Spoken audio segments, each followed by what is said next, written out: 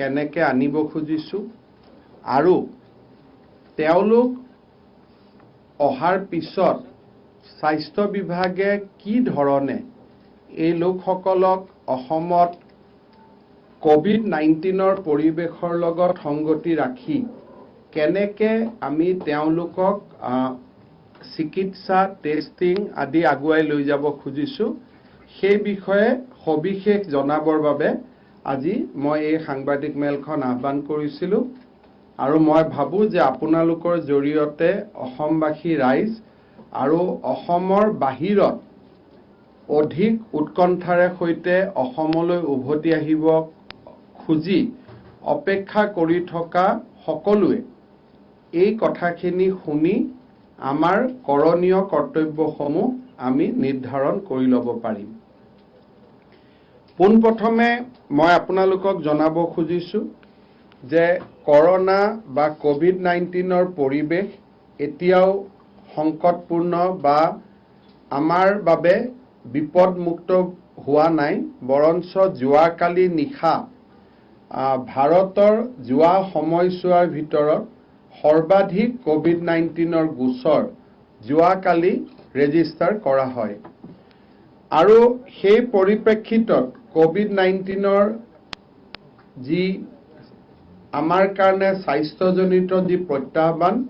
সেই প্ৰত্যাহ্বান আমাৰ সন্মুখত নিৰন্তৰভাৱে আছে আৰু অনাগত দিনতো ই নিৰন্তৰভাৱে থাকিব যেতিয়ালৈকে আমি ভ্যাকচিন বা মেডিচিন এটা আমাৰ হাতত আহি নপৰে আৰু that is the scientific solution of COVID-19 তাৰ আগত আমি যিখিনি কৰি আছো সেইখিনি পৰিস্থিতিৰ লগত জোৰা মাৰি মানুহক আমি যিমান পাৰো বিপদমুক্ত কৰাৰ এটা প্ৰয়াস আৰু প্ৰচেষ্টা বিশ্বজুৰি আজি কোভিড-19 3,04,20,886 জন ব্যক্তিক আক্ৰান্ত কৰিছে 34 লাখ হ'ব না 34,02,886 অৰ্থাৎ প্ৰায় 35 লাখৰ আমি ওচৰা-ওচৰি পাইছোগৈ ইয়াৰ বিপৰীতে 10 লাখ লোক ইতিমধ্যে সুস্থ হৈছে আৰু পাৰ্চেন্টেজ অফ ৰিকভাৰী 31.8%, 2,39,653 গৰাকী ব্যক্তি মৃত্যুমুখত পৰিছে আৰু গ্লোবেল মৰ্টেলিটি ইজ 7.04।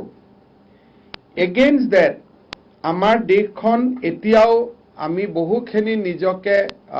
বিপদমুক্ত কৰি ৰাখিও বৰ্তমান আমাৰ দেশখনে 37,336 সংখ্যাত ভৰি দিছে অৰ্থাৎ 37,336 people have tested positive আৰু ইয়াৰ ভিতৰত আমাৰ দেশখনৰ কাৰণে খুব এটা সন্তোষজনক তথ্য হ'ল যে 10,000 লোকে ইতিমধ্যে সুস্থ হৈ ঘৰলৈ উভতি যাব পাৰিছে so recovery rate is also 26%. 1,223 গৰাকী লোকৰ মৃত্যু হৈছে আৰু ডেথ ৰেট ইজ 3.2%. এতিয়া যদি আমি অসমলৈ আহোঁ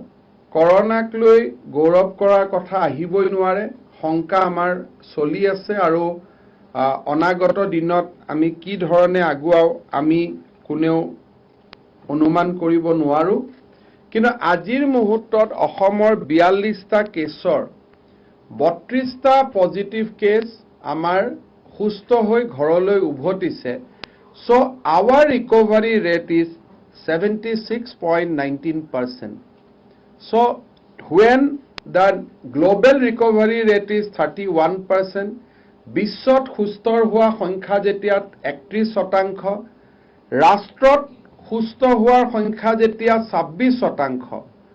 অসমত সুস্থ হোৱা ৰোগীৰ সংখ্যা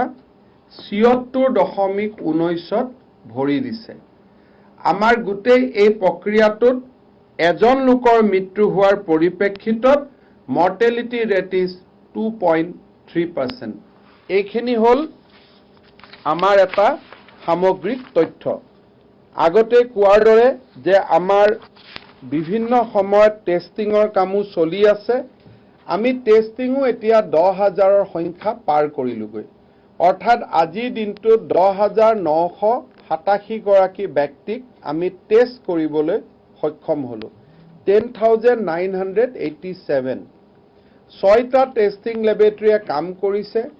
গুৱাহাটীৰ প্ৰাইভেট হস্পিটালসমূহক আমি এনকাৰেজ কৰিছো যে আপোনালোকে টেষ্টিং লেবৰেটৰী খোলক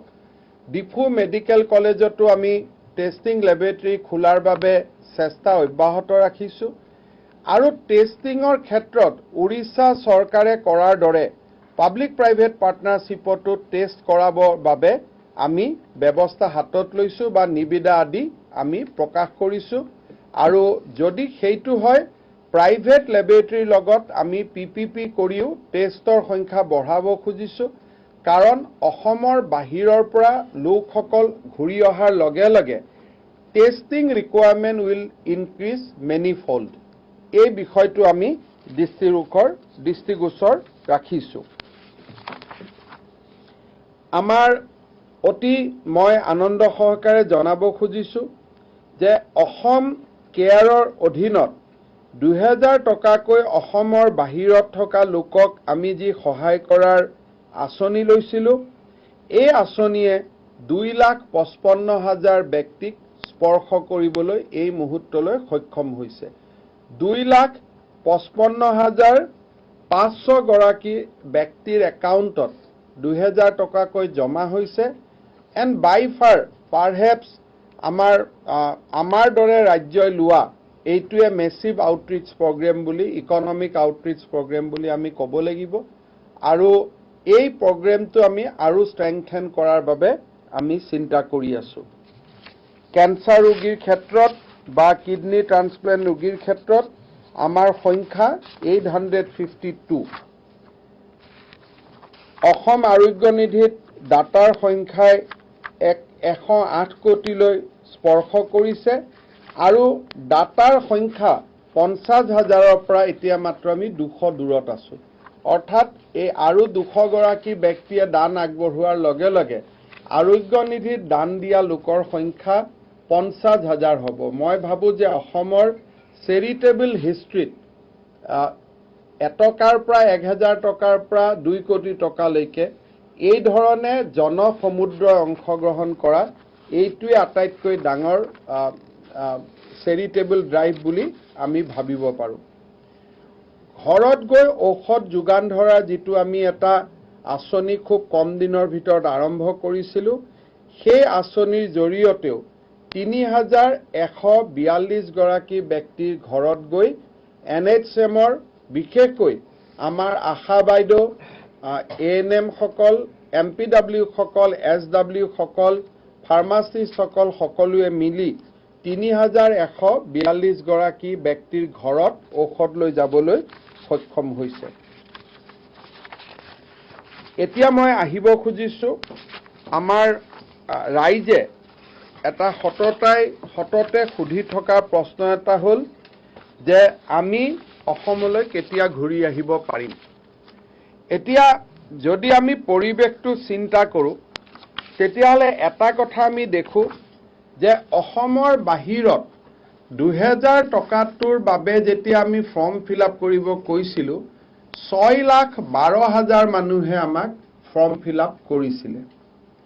বহুত ব্যক্তি আছে যোনে পঢ়ি আছে 2,000 টকাটোৰ প্ৰয়োজনীয়তা নাই চাকৰি কৰি আছে 2,000 টকাৰ প্ৰয়োজনীয়তা নাই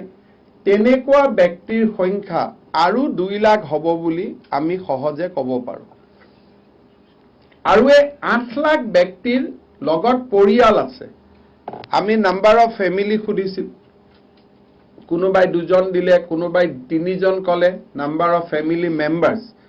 সেই ধৰণে আমি চাব গলে ৰাজ্যখনৰ বাহিৰত আজিৰ দিনত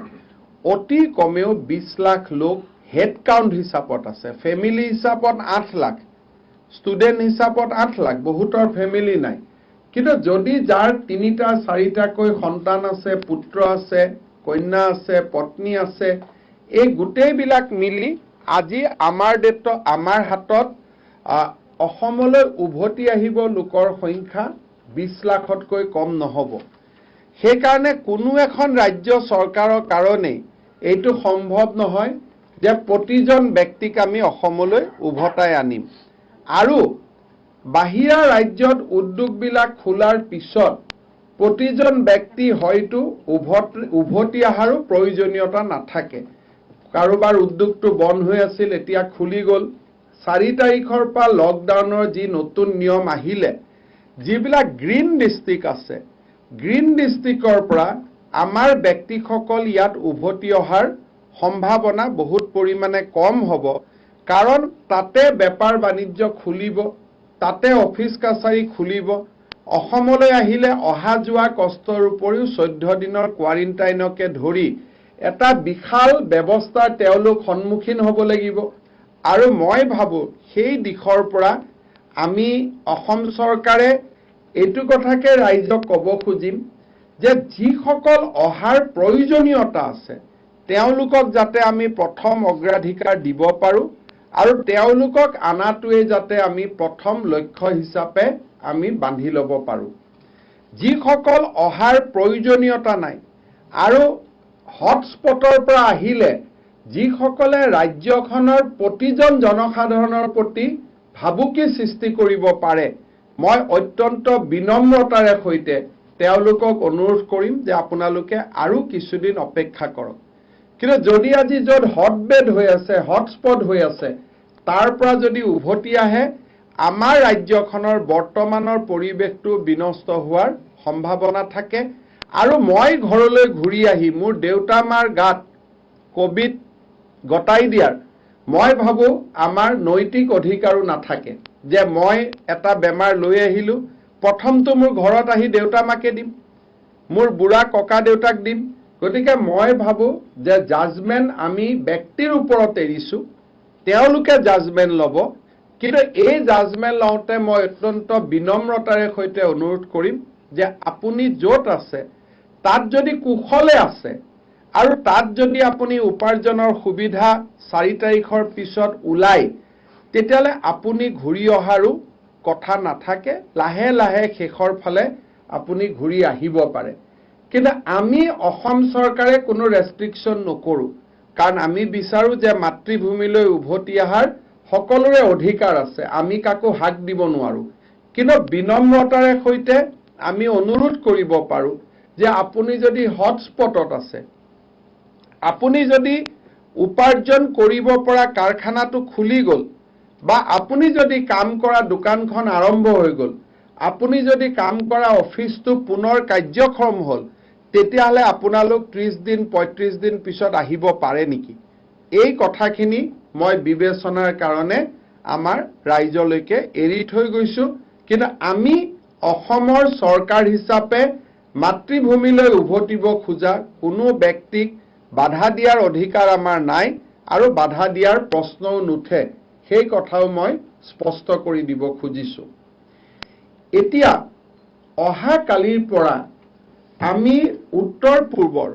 সকলো ৰাজ্যৰ দুৱাৰ অসমলৈ আমি মুকলি কৰি দিম। তাৰমানে অহাকালি ৰাতিপুৱাৰ পৰা যোনে যেনেকে উত্তৰ পূৰ্বৰ ৰাজ্যসমূহৰ পৰা আহিব খোজে তেওঁলোক আহিব পাৰে। কোনো পাছ নালাগে, কোনো একো নালাগে। উত্তৰ পূৰ্বৰ প্ৰতিখন ৰাজ্যৰ চৰকাৰসমূহক আমি জনাই দিছোঁ যে we have open our border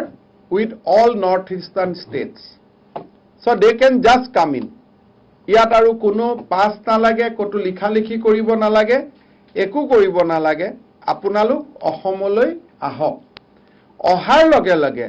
জিলাৰ সীমান্তত আমি আপোনালোকৰ স্বাস্থ্য পৰীক্ষা কৰিম আৰু আমি যাক যেনেকে প্ৰয়োজন হোম কোৱাৰেণ্টাইন, ফেচিলিটি কোৱাৰেণ্টাইন বা আন ধৰণৰ হস্পিটাললৈকে লৈ যোৱাৰ যিটো ব্যৱস্থা সেইটো আমি হাতত ল'ম। গতিকে প্ৰথম আমি the first announcement is that we have opened our boundary for all inbound person to Assam from the northeastern region states. ইয়াত ছিকিম অন্তৰ্ভুক্ত নহয়, কাৰণ ছিকিম বেংগলৰ মাজেদি আহিব। So minus Sikkim anybody who wants to come back, সেই ৰাজ্যৰ নাগৰিক নহয়, অসমৰ ৰাজ্যৰ নাগৰিক যিসকল আহিব খোজে তেওঁলোকে অহা কালিৰ পৰা অসমলৈ উভতি আহিব পাৰে। নিজৰ গাড়ী লৈ আহক, অন্য উপায়েৰে আহক, তেওঁলোক আহক। কিছুদিন পিছত সেই ৰাজ্যৰ ৰাজধানীলৈকে আমি অসম ৰাজ্যিক পৰিবহনৰ বাছ আমি পঠিয়াম। কিন্তু কেতিয়া আমি পঠাম সেইটো এতিয়া আমি ক'ব নোৱাৰো, কাৰণ এইকেইদিন আমি অসমৰ ভিতৰত ডিব্ৰুগড়ত বন্ধ হৈ থকা, গোৱালপাৰাত বন্ধ হৈ থকা আমাৰ নাগৰিকসকলক আমি ডিষ্ট্ৰিক্ট ৱাইজ যিটো আমি স্কিম লৈছিলোঁ যে ইখন জিলাৰ পৰা সিখন জিলাত আহিব পাৰে, সেই কামটোত আমি লাগি আছোঁ। গতিকে সেই কামখিনি শেষ হৈ যোৱাৰ পিছত 3, 4, 5 দিন পিছত আমি Dimapur, Itanagar,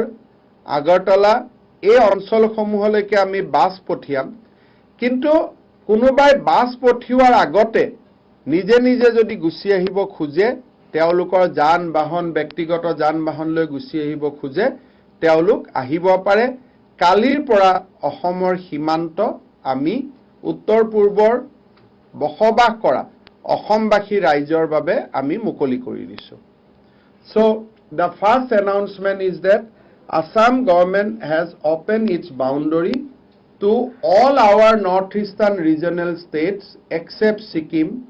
so that people of Assam who are temporarily at present in those states, they can come without any obstruction, subject to health checkup at the district boundary. So এই পইণ্টটো আপোনালোকৰ ক্লিয়াৰ আছে? কিন্তু ASTC আমি পঠাম কেইটামান দিন সময় লাগিব, আৰু তেওঁলোকে আমাক পাৰ্মিশ্যনৰ কাৰণে মই ইটানগৰত আছো, মই পাছিঘাটত আছো, মই কেতিয়া আহিব পাৰিম, কি কৰিম, একো সুধিব নালাগে। You can just walk in from today, tomorrow morning. So this is the first announcement. Of course, ৰাতি 7টা বজাৰ পিছত নাহিব, কাৰণ 7টাত অসমত আমি কাৰফিউটো 6টাতে ইম্প'জ কৰিম বুলি ভাবিছোঁ। আমি 6 to 6 কৰিম বুলি ভাবিছোঁ ইনষ্টেড অফ 7 to 7। সেইকাৰণে এনেকে আহিব যাতে 6 বজাৰ আগত অসমত আপোনালোক সোমাব পাৰে। Is it clear? Second, ভাৰতৰ বিভিন্ন ৰাজ্যত, উত্তৰ পূৰ্বক বাদ দি ভাৰতৰ বিভিন্ন ৰাজ্যত যিসকল ব্যক্তি বাস কৰি আছে আৰু অসমলৈ উভতি আহিব খোজে, তেওঁলোকে এই নম্বৰটোত হোৱাটছআপ কৰিব লাগে, মিছ কল দিব লাগে। হোৱাটছআপ নহয়, মিছ কল। আৰু এবাৰ কৈ দিছোঁ, হোৱাটছআপ নহয়, মিছ কল। জাষ্ট মাত্ৰ এটা মিছ কল কৰিব। নম্বৰটো হ'ল 7428159966। আপোনালোকে এবাৰ কৈ দিয়ক, তেতিয়া মই বুজি পাম চবেই ঠিক কৰি লিখিছে বুলি। 7428159966। Yes. So এই নম্বৰটো আজিৰ পৰা আপোনালোকে মিছ কল দিয়ক। এই মিছ কল দিয়াৰ লগে লগে 48 ঘণ্টাৰ ভিতৰত, খুব ভালকৈ শুনিব, আৰু এজন মানুহে 200 বাৰ 100 বাৰ মিছ কল দিব নালাগে, মাত্ৰ এবাৰ মিছ কল দিয়ক। আৰু 48 ঘণ্টা সময় ধৈৰ্যৰে আপোনালোকে অপেক্ষা কৰক। আপোনালোকলৈকে এটা লিংক যাব। এই লিংকটোত আপোনালোক কোন ৰাজ্যৰ পৰা আহিব, ক'লৈকে যাব, ক'লৈকে আপোনালোক ৰেলত আহিব খুজিব, বাছত আহিব খুজিব, নিজৰ গাড়ী লৈ আহিব খুজিব, এইখিনিৰ কাৰণে আপোনালোকে কোনো ধৰণৰ তথ্য যি আমি বিচাৰিম, সেই তথ্যখিনি লিপিবদ্ধ কৰি আপোনালোকে আমালৈকে লিংকটো পঠিয়াই দিয়ক। এই লিংকটো স্বাস্থ্য বিভাগে নহয়, অসম পুলিচে এই গোটেই কাৰ্য ব্যৱস্থা পৰিচালনা কৰিব। অসম পুলিচৰ নোডেল অফিচাৰ হিচাপে এডিশ্যনেল DG GP সিং আৰু হৰমিত সিং, এই দুইগৰাকী ব্যক্তিয়ে নোডেল অফিচাৰ আৰু অল্টাৰনেট নোডেল অফিচাৰ হিচাপে এই দুইগৰাকী ব্যক্তিয়ে কাম কৰিব। আৰু অসম পুলিচৰ পৰা আপোনালোকলৈকে কমিউনিকেশ্যন যাব যে আপোনালোক কেতিয়া আহিব বা ট্ৰেইন ঠিক হৈছে বাছ ঠিক হৈছে যি ধৰণৰ ব্যৱস্থা ৰাজ্য চৰকাৰে কৰে সেই খবৰ আমি তেওঁলোকক জনাম তেওঁলোক আহিব পাৰিব এতিয়া এছাম ব্যক্তি আছে যিছাম ব্যক্তিয়ে 2,00,000 টকাৰ আৰ্থিক সাহায্যৰ বাবে আগতেই 9615471547ত মিছ কল দি থৈছে তেওঁলোকে ইচ্ছা কৰিলে দ্বিতীয়বাৰ মিছ কল নিদিলেও হ'ব দিয়াত আপত্তি নাই কিন্তু নিদিলেও হ'ব So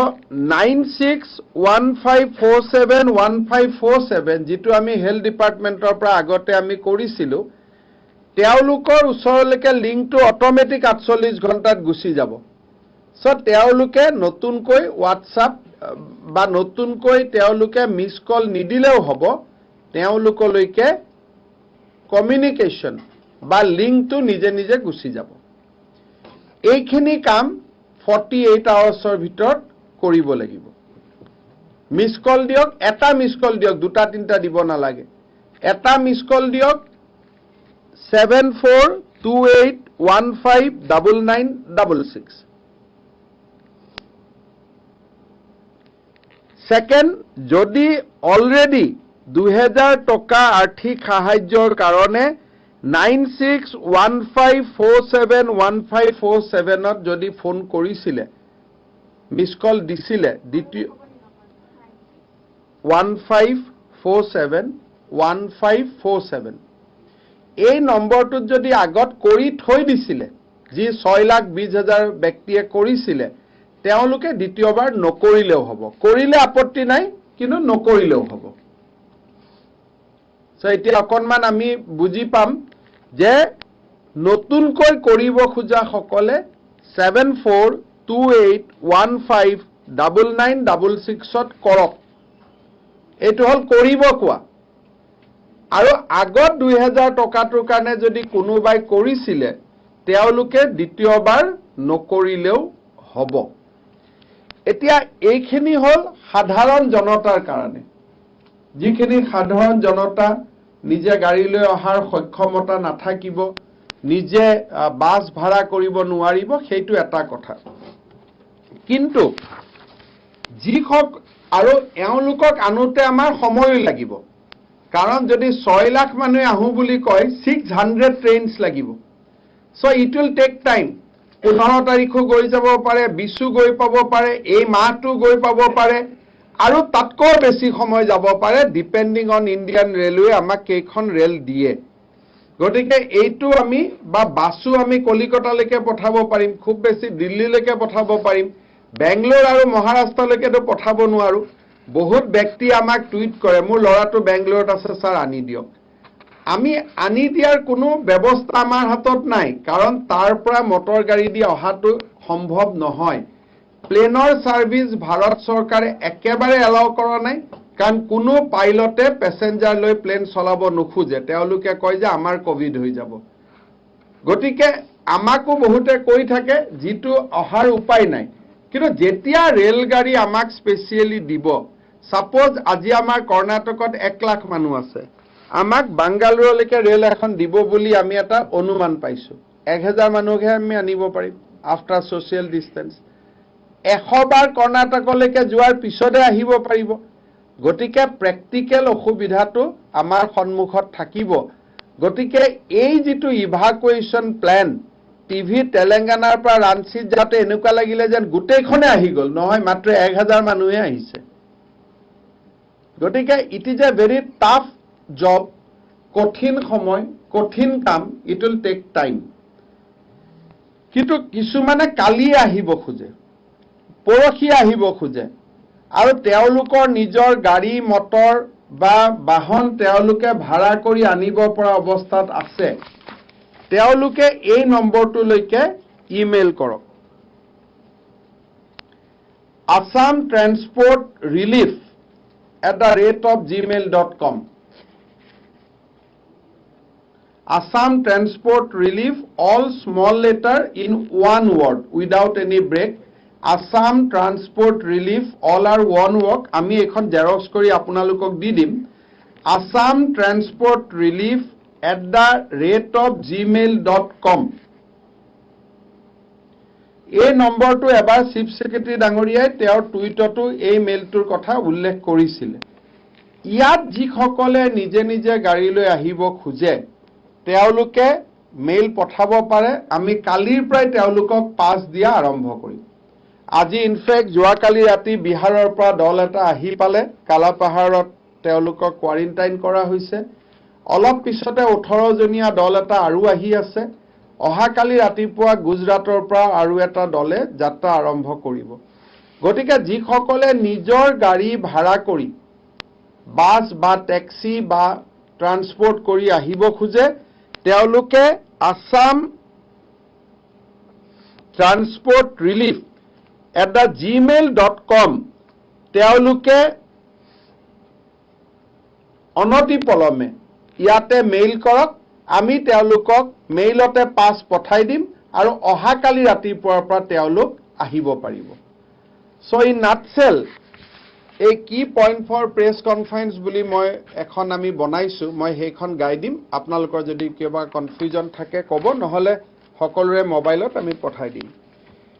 6.28 lakhs have registered on 9615471547 for Assam Cares financial assistance. They need not register themselves again for the passes. Register মানে miss call দিব না লাগে এটো এনেকে লিখি দিব যে did not give miss call register বুলি কলে দিগদাৰ হ'ব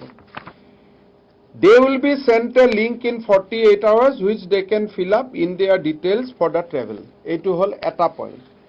Ditiyotu hol those who have not sought financial assistance but want to come to Assam may please give a missed call on 7428159966.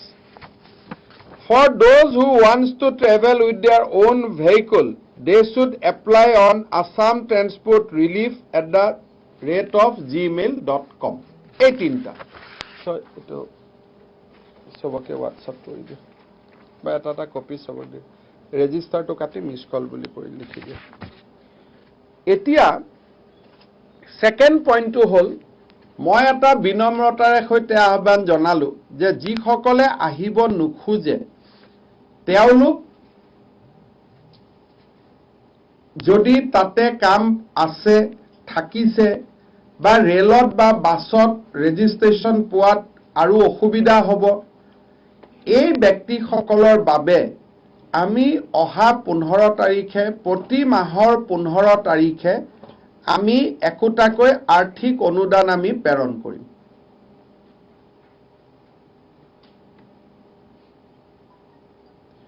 Next যিমান দিনলৈ আমি পাৰি থাকো যে মই আহ্বান জনালো যে আপোনালোক নাহিলে ভাল যদি ৰেড জোনত আছে হটস্পটত আছে আপোনালোকৰ যদি ৰেল নাই পোৱা বাছ নাই পোৱা নিজৰ গাড়ী নাই আমি দিয়া ৰেলটো নম্বৰ লাগোতে দেৰি হ'ব গতিকে আপোনালোকলৈকে আমি প্ৰতি মাহত 2000 টকা পঠাই থাকিম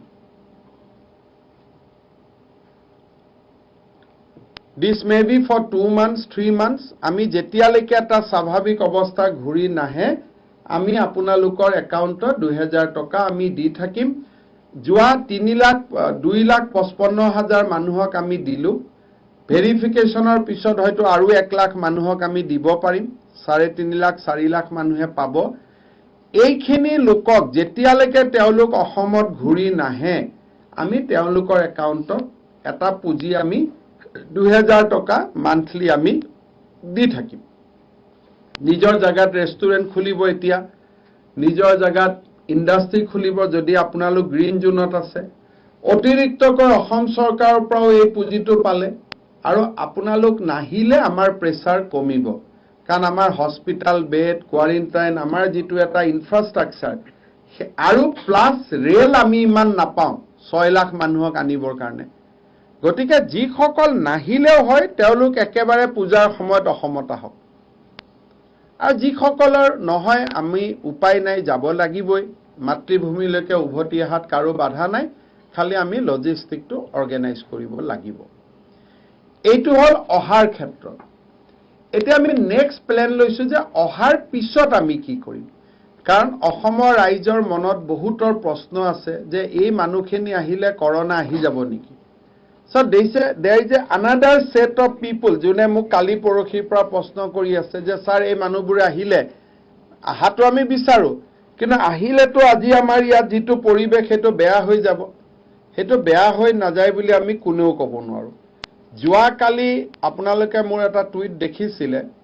Mumbai pra cancer patient khenik flight e di evacuate korar karone ami eta parambhik alochona cholaisilu Bharat সৰকাৰৰ সিভিল এভিয়েশন মিনিষ্ট্ৰি আমাক কলে যে তোমালোকক অনুমতি দিম নিদিম পিছৰ কথা কিন্তু অনুমতি দিলে কিন্তু টেষ্ট ৰিজাল্ট লৈ আহিব লাগিব এয়াৰপৰ্টত উঠুতে আমি টেষ্ট কৰিলো টেষ্ট কৰাৰ লগে লগে দুজন ৰোগীক আমি অসম ভৱনৰ কেম্পাছটোৰ ভিতৰতে আমি দুজন ৰোগীক পজিটিভ পালো তাৰমানে যেতিয়া অসমলৈ এই 6 লাখ লোক হুমাই আহিব 5 লাখ 4 লাখ লোক হুমাই আহিব অসমৰ জনস্বাস্থ্যৰ প্ৰতি স্বাভাৱিকভাৱে এটা ভাবুকিৰ সৃষ্টি হ'ব আৰু আমি যদি সেইটো পাৰ কৰিব পাৰো আজি আমি নিজৰ ভিতৰতে কথা পাতোতে কৈছো যদি সেইটো ভাবুকি আমি পাৰ কৰিব পাৰো হসাকৈ আমি নিজকে নিজে কংগ্ৰেচুলেট কৰিম কোনোবাই আমাক কংগ্ৰেচুলেট কৰক নকৰক আমি নিজকে নিজে কংগ্ৰেচুলেট কৰিম যে হয় ডাঙৰ কাম এটা আমি কৰিলো বাট মই ভাবো সেই কংগ্ৰেচুলেশনটো পোৱা ইমান সহজ নহয় কাৰণ আমি এটা নিশ্চিত প্ৰত্যাহ্বানৰ মাজেদি আমি যাবই লাগিব এতিয়া আমি প্ল্যান কৰিছো কি যে এই লোকসকল অহাৰ লগে লগে শ্ৰীৰামপুৰ আৰু বক্সিহাটত পুলিচৰ একোজন এছপি নেতৃত্বত আৰু আমাৰ হেলথ ডিপাৰ্টমেন্টৰ এডিশনাল ডিৰেক্টৰ ৰেংকৰ দুজন অফিচাৰৰ নেতৃত্বত আমাৰ এটা জইন্ট পোষ্ট বহিব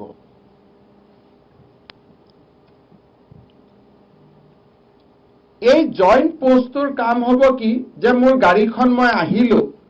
আহাৰ লগে লগে মই চাম যে মই কোন জিলাত আহিব খুজিছো মোৰ ডেষ্টিনেশ্যন কি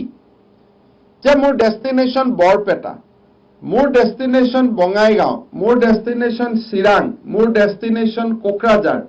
মোৰ ডেষ্টিনেশ্যন ধুবুৰী মোৰ ডেষ্টিনেশ্যন গোৱালপাৰা তেতিয়াহলে মোক বক্সিহাট শ্ৰীৰামপুৰ গেটৰ পৰা পুনে পুনে কোকৰাঝাৰ সাই ষ্টেডিয়ামলৈকে লৈ যাব কোকৰাঝাৰ সাই ষ্টেডিয়ামত তেওঁলোকৰ ৰেজিষ্ট্ৰেচন হ'ব চাহ কফি দিয়াৰ পিছত তেওঁলোকক আমি ৰেজিষ্ট্ৰেচন কৰিম ৰেজিষ্ট্ৰেচন কৰাৰ পিছত যিসকলৰ স্বাস্থ্য ভাল তেওঁলোকক আমি হোম কোৱাৰেণ্টাইনৰ ষ্টাম্প মাৰিম আৰু তেওঁলোকক আমি যাবৰ কাৰণে অনুমতি দিম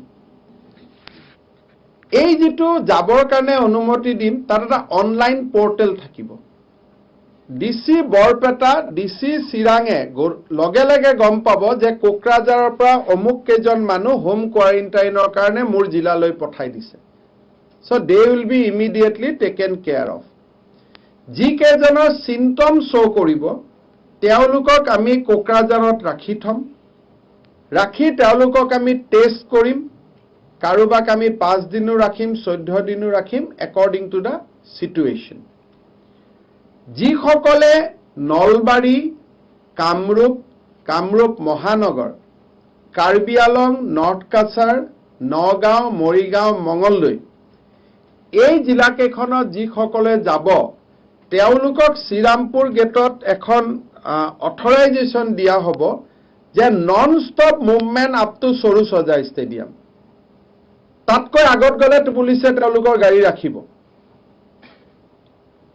সৰু সজাই অহাৰ লগে লগে আকৌ আমি তেওঁলোকক টেষ্ট কৰিলো স্ক্ৰিনিং কৰিলো যোন হোম কোৱাৰেণ্টাইনত যাব লাগিল হল হোম কোৱাৰেণ্টাইনত গল যোন ফেচিলিটিত থাকিব লাগিলে ফেচিলিটিত থাকিলে যোন হস্পিটালত আহিব লাগিলে হস্পিটালত আহিব কিন্তু যিজন মানুহৰ ওপৰত আমি যি সিদ্ধান্তই নলও কিয় সেইটো এটা অনলাইন পোৰ্টেলত থাকিব যাতে জিলাৰ উপায়ুক্ত সকলে গম পাব আমি জনাব নালাগে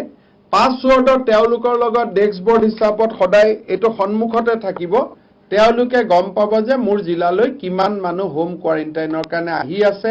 তেওঁলোকৰ এড্ৰেছ কি, তেওঁলোকৰ ফোন নম্বৰ কি, তেওঁলোকৰ এৰিয়া কি। যিসকলে লখিমপুৰ, তেজপুৰ, বিশ্বনাথ, ধেমাজি যাব, তেওঁলোকক আমি তেজপুৰলৈকে পাছ দিম। তেজপুৰত স্বাস্থ্য পৰীক্ষা হোৱাৰ পিছত তেওঁলোক তেজপুৰতে থাকিব নে ধেমাজিলৈকে যাবগৈ, লখিমপুৰলৈকে যাবগৈ, সেইটো তেজপুৰত সিদ্ধান্ত হ'ব। যিসকলে যোৰহাট, ডিব্ৰুগড়, শিৱসাগৰ, চৰাইদেউলৈকে যাব, তিনিচুকীয়ালৈকে যাব, তেওঁলোকক এই প্ৰক্ৰিয়াটো যোৰহাটত কৰা হ'ব। আৰু বৰাক উপত্যকালৈকে যিসকল যাব, নন ষ্টপ ট্ৰেভেলৰ মাজেদি তেওঁলোকে শিলচৰত ৰিপৰ্ট কৰিব আৰু শিলচৰত এই প্ৰক্ৰিয়াটো তেওঁলোকে সমাধান কৰিব লাগিব। আজি আমি আৰু এটা সিদ্ধান্ত লৈছো MHৰ গাইডলাইনৰ ওপৰত ভিত্তি কৰি, যে বহুত ব্যক্তি থাকিব যোনে চৰকাৰী কোৱাৰেণ্টাইন চেণ্টাৰত থাকিব, ফটো ফেচবুকত দিব, অমুকত দিব যে খোৱা ভাল হোৱা নাই, এই ধৰণৰ এটা এক শ্ৰেণীৰ মানুহ আমাৰ মাজত থাকিব। MHে গাইডলাইন মতে যে কোৱাৰেণ্টাইন চেণ্টাৰত চৰকাৰে ৰাখিব লাগে তেনেকুৱা কোনো কথা নাই। তেওঁলোক নিজৰ হোটেলতো থাকিব পাৰে ইফ দে ওৱান। সো এই 5খন চহৰতে আজিৰ পৰা আমাৰ উপায়ুক্তসকলে কিছু হোটেলত আমি ৰেট ফিক্স কৰিম খুব কম দামত, যে ব্ৰেকফাষ্ট, ডিনাৰ, লাঞ্চ আৰু ৰাতি থকা 5,000 টকা, সাপোজ 500 টকা, 1,000 টকা, 2,000 টকা। আমি কোৱাৰেণ্টাইনত যাক ৰাখিম তেওঁক আমি কাৰ্ডখন আগুৱাই দিম যে আপোনালোকে যদি চৰকাৰী কোৱাৰেণ্টাইনত থাকিব নোখোজে, আপোনালোকৰ অপশ্যন আছে, অমুকখন হোটেলত যাব পাৰে। তাতো আমাৰ ডক্টৰ থাকিব, তাত আমাৰ অফিচাৰ থাকিব। ৰাতিপুৱা মোবাইল ডক্টৰে, মোবাইল সদায় ৰাতিপুৱা হোটেল কেইখনত গৈ সকলোৰে স্বাস্থ্য পৰীক্ষা কৰিব।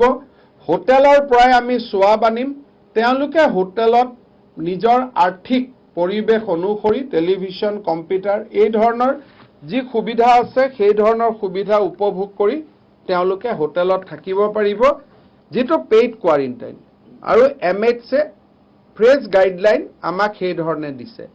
কিন্তু যিসকলে আমাৰ লগত থাকিব খুজিব,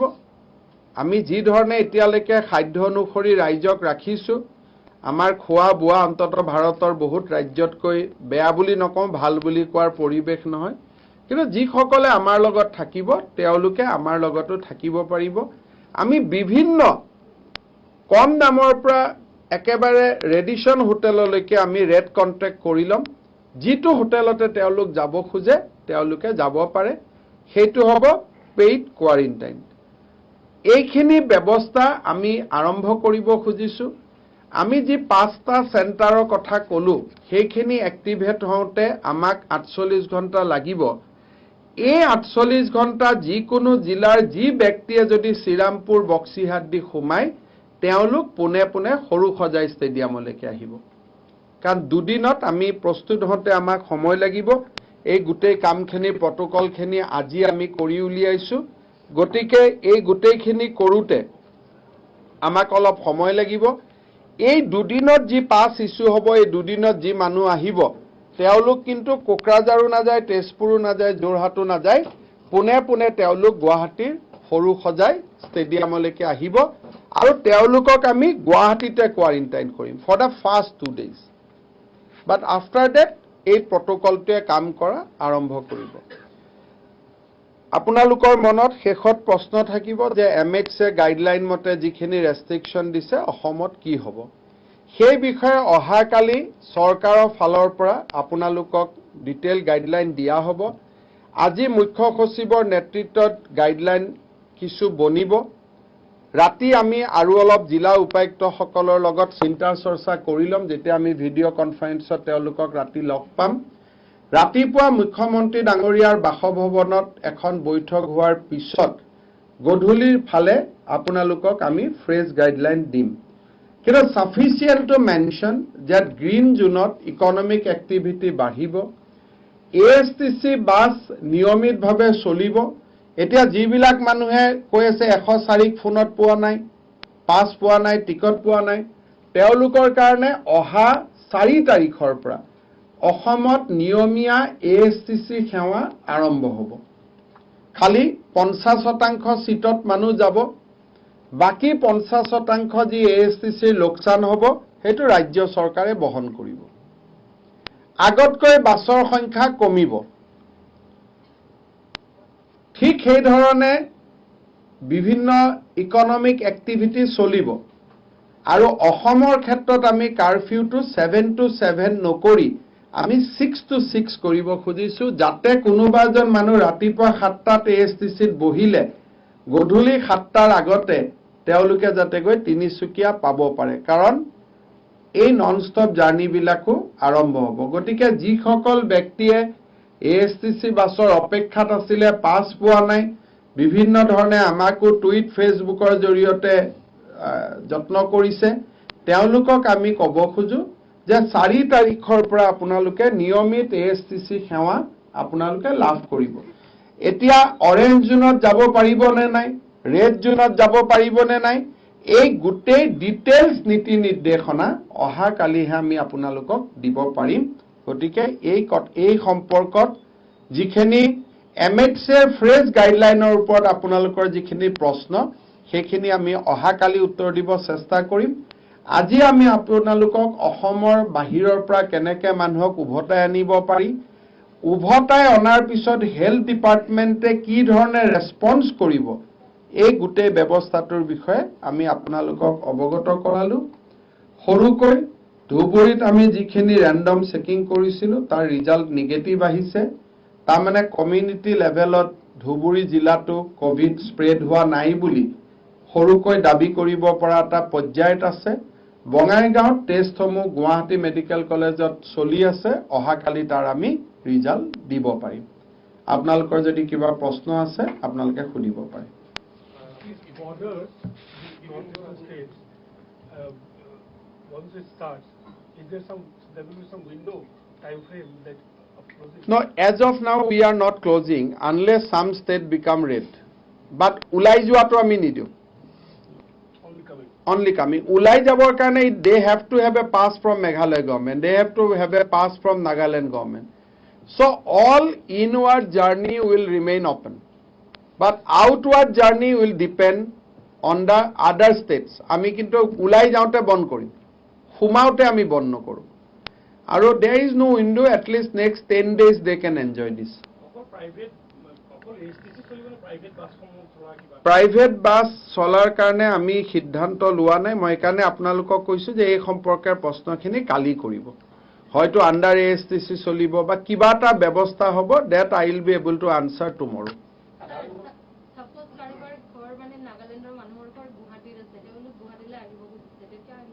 আহিব পাৰিব খালি ঘূৰি যাব নোৱাৰে আৰু হৈ গল আমি কৈ থাকোতে মিছ কল আহিয়ে গল এটা খবৰ ললে চাই দিয়েছেন পমি কিমান আহিল এতিয়ালৈকে আহিয়ে গল এটা মুম্বাইৰ বাহিৰে এক মিনিট কওকচোন হেতু এতিয়া টেন্ডাৰ দিছো হে কোনোবা আগবাঢ়ি আহিবও লাগিব প্ল্যানটো আমি যিমান লাগে আমি যদি 6 লাখ মানুহ আহে তেতিয়া হলে নিটো 60000 টেষ্ট কৰিব লাগিব এতিয়া ডিপেন্ড কৰিব কিমান মানুহ বাহিৰৰ পৰা সোমাই আহে এটাও লগিয়া নকৰিব লগিয়া হ'ব পাৰে যদি মানুহে নাহে আজি আমাৰ আবেদনৰ পিছত ধৰি ললো মানুহ নাহিলে 100 জন আহিলে 200 জন আহিলে 400 জন আহিলে প্ল্যান একো নাই প্ল্যানটো অসমবাসী ৰাইজৰ ওপৰত ডিপেন্ড কৰিব যে কিমান আহিলে যদি কোনো নাহে আমি একোৱে কৰিব নালাগে কাৰণ আমাৰ হাতত থকা 6টা ল্যাবৰেটৰী এনাফ কিন্তু কালি যদি 5000 মানুহ সৰুখজাই ষ্টেডিয়ামত আহি গল তেতিয়াটো কৰিব লাগিব গতিকে এটো নহলে 5000 মানুহক টেষ্ট নকৰালৈকে কিমান দিন তেওঁলোকক হোটেলত ৰাখিব লাগিব গতিকে আমি এলাউ কৰাৰ আমাৰ কোনো পাৱাৰ নাই মাতৃভূমিলৈকে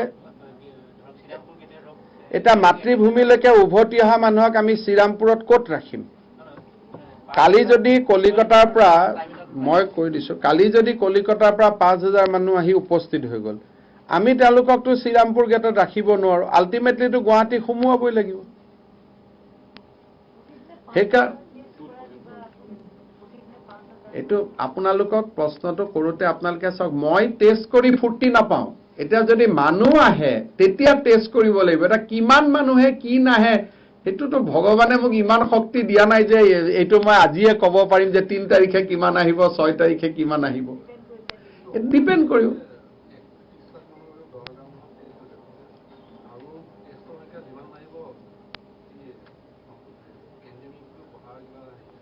সক এতিয়ালৈকে আমি যেটো কথা কৈছো এটো হল অসমৰ বাহিৰৰ মানুহখিনি ভিতৰৰখিনিক যি টেষ্ট কৰিব লাগে হিমানটো মোটামুটি আমি সম্ভালি আছো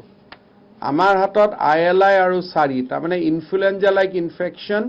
বা ৰেসপিৰেটৰি সিনড্ৰোমত যিখিনি আমাক কৰিব কৈছে আইসিএমআৰে আমি সেইখিনি কৰি আছো আৰু তাত আমাৰ মেডিকেল কলেজৰ ডক্টৰ কেজন ফেটিগ হৈ গৈছে দিনে ৰাতিয়ে কাম কৰি তেওঁলোকৰ মই নাজানো কিমান দিন চলাই ৰাখিব পাৰি দে আৰ আন্ডাৰ ট্ৰিমেন্ডাস প্ৰেছাৰ কিন্তু এতিয়ালৈকে কৰি আছে আমাৰটো ইমান সিৰিয়াস পেশেন্ট একো নাই এতিয়ালৈকে আমি প্লাজমা আমি থেৰাপি কৰিব লাগিলে কৰিব পাৰিম আমাৰ ডক্টৰ সকলে বিদ্যাটো জানে কিন্তু ভাল পেশেন্টকটো প্লাজমা থেৰাপি নহয় আইসিইউ থাকিলে হয়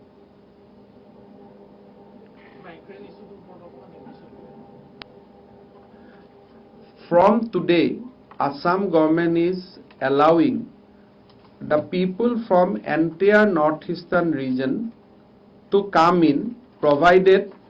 that they are ready for quarantine and ready for a detailed health checkup at the border post. So far as outside the people who are residing outside Assam, we are providing a number where they will give a missed call. Then we'll send a link to them, they will fill up the link and a database will be generated and according to the capacity or the railway codes which should be provided by Indian Railway, will prioritize their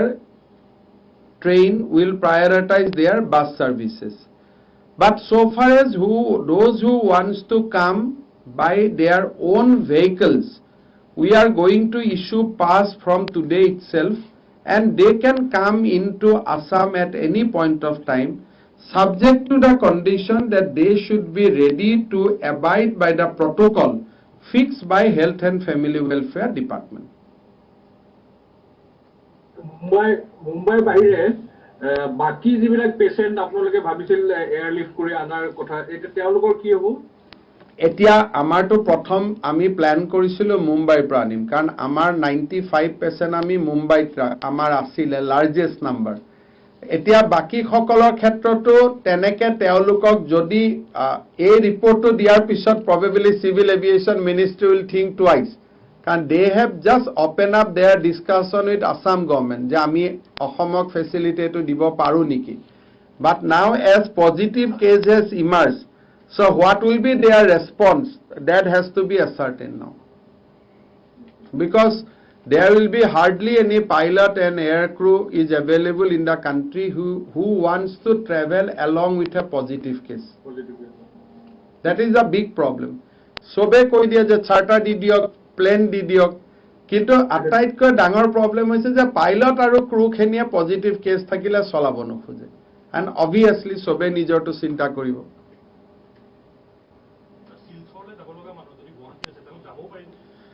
ASC বাছত উঠক আৰু যাওক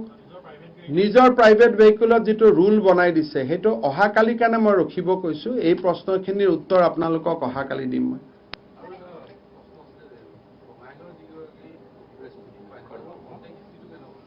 contact হিষ্ট্ৰিটো DC বঙাইগাঁৱৰ মতে এছডিএমএনএইচও গৰাকীৰ পৰা এটা উদ্ভৱ হ'ব পাৰে বুলি চিন্তা কৰি থকা হৈছে সেইকাৰণে বিভিন্ন মানুহক চেক কৰা হৈছে কাৰণ যি গৰাকী এছডিএমএনএইচও আছিল তেওঁৰ লগত জামাতৰ পৰা তবলিগ জামাতৰ পৰা উভতি অহা মানুহখিনিয়ে মিলামিছা কৰি আছিল বুলি হস্পিটালৰ কৰ্মীসকলে ষ্টেটমেন্ট দিছে গতিকে প্ৰাৰম্ভিক পৰ্যায়ত তেওঁৰ হয়তো 14 দিনত কিবা কাৰণত তেওঁ নন সিম্পটমিক হৈ থাকি গল কিন্তু প্ৰাৰম্ভিক পৰ্যায়ত এছডিএমএনএইচও গৰাকী বা তেওঁ যিসকল তবলিগ জামাতৰ ব্যক্তিক চিকিৎসা কৰি আছিল হস্পিটালত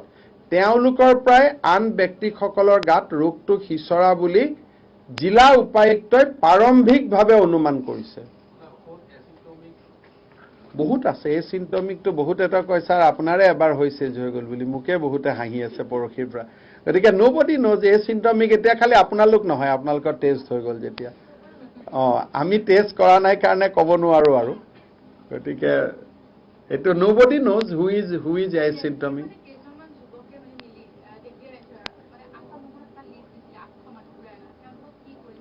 তেওঁলোকৰ যদি আসাম এইটো মোৰ লৈ গ'ল আসাম ট্ৰেন্সপোৰ্ট ৰিলিফ যেটো মই আপোনালোকৰ আছিলে যেটো ইমেইল দিছো তাতে যদি ইমেইল কৰে কোনোবাই যদি নিজৰ বাস নিজৰ গাড়ী ভাড়া কৰি আহিব খোজে আজি ৰাতিৰ পৰাই তেওঁলোকে পাছ পোৱা আৰম্ভ হ'ব তেওঁলোকে অহা কালিৰ পৰাই আহিব পাৰিব ইনফেক্ট আজি আহি আছে বহুতখিনি already we have issued many passes sir নতুনকে যিখিনি আহিবলগীয়া আছে already in the missed call during our press conference 2200 people has already called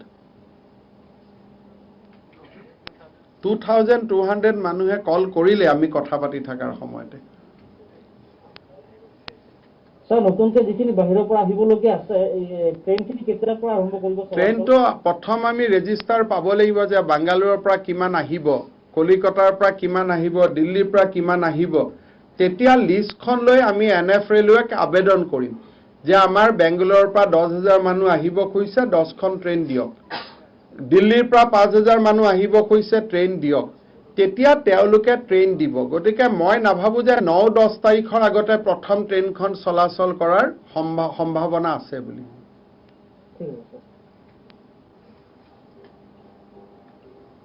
খালি নম্বৰখিনি ভুল কৰি নিদিব নম্বৰখিনি স্ক্ৰিনত যাতে আৰু যেটো বিশেষকৈ যিসকলে বাস গাড়ী লৈ আহিব খুজিব তেওঁলোক যেটো কালিৰ পৰা আহিব পাৰিব গতিকে অনলাইন যেটো আমি ইমেইল দিলো হেতু আপোনালোকে ভালকৈ দি দিলে আৰু উত্তৰ পূৰ্বটো আমি এটো কৈছো যে ট্ৰান্সপোৰ্ট সেৱা ওপেন হোৱাৰ লগে লগে উত্তৰ পূৰ্বৰ ৰাজধানী বিলাকলৈকে অসম ৰাজ্যিক পৰিবহণ নিগম যাব যাৰ গাড়ী মটৰ নাই তেওঁলোকৰ আৰ্থিকভাৱে অহাটো সম্ভৱ নহয় তেওঁলোকে অপেক্ষা কৰক তেওঁলোকে গম পাব যে আমি কোনদিনা শিলঙলৈকে বাস পঠাম কোনদিনা আগৰতলা কোনদিনা ইটানগৰ এই বাসখিনি বিষয়ে তেওঁলোকে নিজে গম পাব আমি পাব্লিসিটি দি দিম হ'ব ধন্যবাদ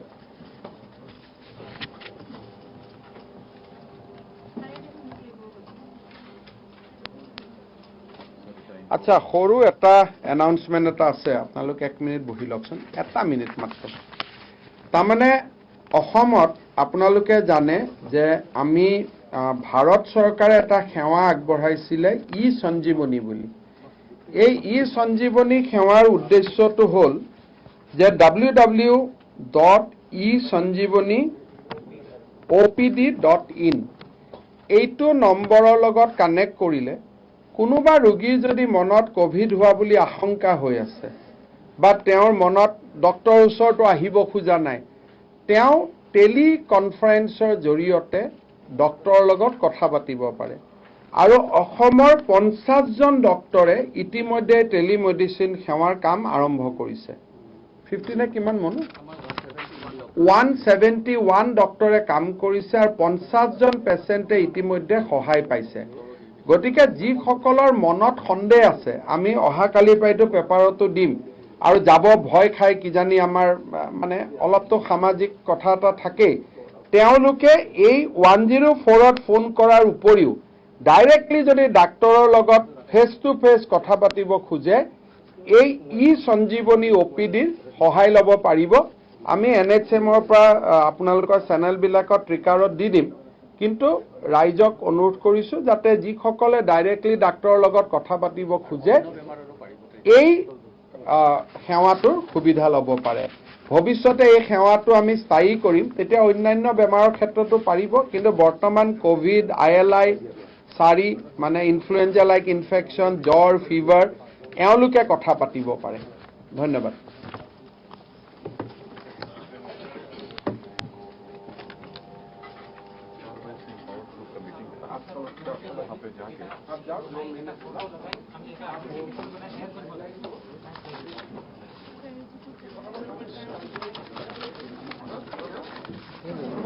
নিজে